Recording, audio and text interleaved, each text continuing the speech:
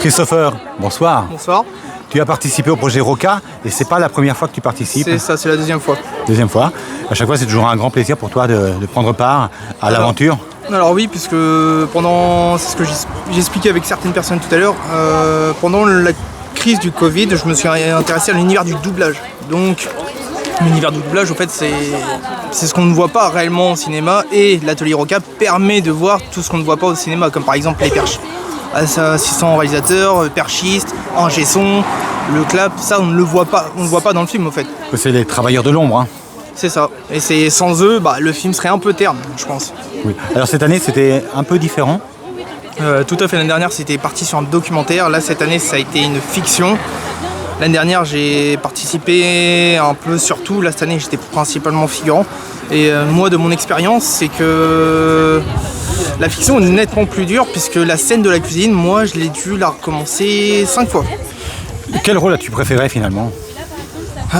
J'ai pas vraiment de préférence, puisque j'ai été bénévole l'année dernière au festival de Samain, et au fait j'ai fait de l'impro de théâtre alors que j'en ai jamais fait, et j'en ai gardé que des bons souvenirs. Je me suis éclaté, et même là j'en garde des bons souvenirs. Je me suis investi, pour moi c'est pas une sorte de jeu, mais c'est se prêter, c'est se faire un personnage et donner vie à un personnage. Endosser un rôle. Oui, c'est ça à peu près. Et pour toi, toute expérience est enrichissante.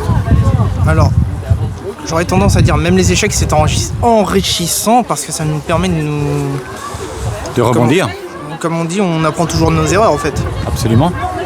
Après, certaines de nos erreurs sont obligatoires pour qu'on puisse grandir et mûrir, je pense. Enfin, voilà, moi je sais que dernièrement, ça n'a pas été dernièrement, mais au mois de février, j'ai écrit quelque chose de très philosophique par rapport à une œuvre qui me tient cher au cœur. C'est un truc qui est connu depuis très longtemps. J'en ai même un tatouage sur le bras. Mais du coup, dans l'œuvre, je n'ai jamais fait de philo. J'ai parlé d'Arthur Schopenhauer, d'Emmanuel Kant. Donc c'est des trucs qui, pour moi, que je connais pas, et ça m'a passionné d'en parler, puisque c'est une grande leçon de vie, en fait. Qu'as-tu appris réellement à travers ces ateliers cinéma, cette édition 2024 ? Par rapport à l'année dernière, j'ai vu juste quelques changements, puisque l'année dernière, en fait, quand on faisait nous les réalisations documentaires, on avait le micro-carabat qui était là. Au début, lors de la scène de la cave, je vais en avoir un, mais au fait, comme il était caché sous le vêtement, au moindre frottement, en fait, ça faisait trop de bruit. Donc du coup, on l'a retiré et on a joué plus la scène avec le micro-canon, je crois, de mémoire. Donc au fait, il a fallu faire la scène par exemple de Thibaut avant, faire moi mon audio et inclure la vidéo de quand il arrive en face à face avec moi, à la remettre derrière. Donc ça a été en plusieurs étapes. D'accord, ça c'est tout l'aspect technique, c'est très important dans le cinéma. De toute façon, dans l'aspect technique du cinéma, il faut toujours faut avoir une grande connaissance, puisque moi le montage c'est pas trop ça qui m'intéresse. Moi c'est plus, comme tu as dit tout à l'heure, les métiers de l'ombre. Mais c'est vrai que c'est sans les monteurs, par exemple Cédric qui s'est présent, sans lui, le travail qu'il fait, étalonner, faire les couleurs, le son, tout ça, ça donnerait moins envie d'aller au cinéma. On a l'impression en regardant ces courts-métrages que tu es parfaitement à l'aise dans les rôles que tu endosses, comme si tu avais fait ça toute ta vie.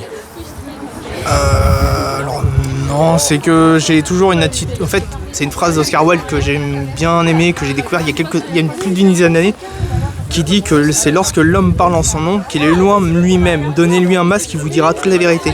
Et en fait, moi, c'est... Là, dans l'atelier, j'ai montré une personnalité ouverte, joyeuse, tout ça, mais dans la vraie vie, au fait, je suis quelqu'un de très solitaire, très renfermé. Même là, je pense que tu l'as vu avec les photos que j'ai publiées ce matin.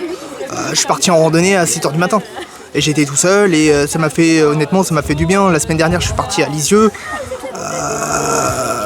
Ça m'a fait un bien fou, en fait. Je sais que des moments, la solitude, on en a besoin, mais on est aussi solitaire, pas par choix, mais par nécessité.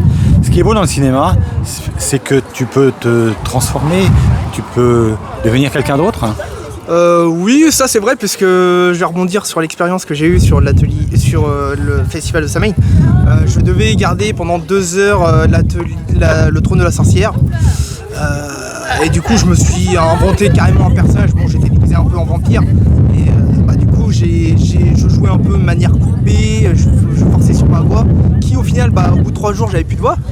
Mais du coup, oui, quand on veut donner vie au personnage, il faut y aller à 100%. C'est même pas à 100%, il faut y aller au-delà. C'est sûr que si on joue un sous-fifre de la célèbre sorcière Rutabaga, genre comme ça, non. Mais si on joue un sous-fifre, genre, mais qui viendra sur le trône de la sorcière? Oui, ça donne envie, quoi.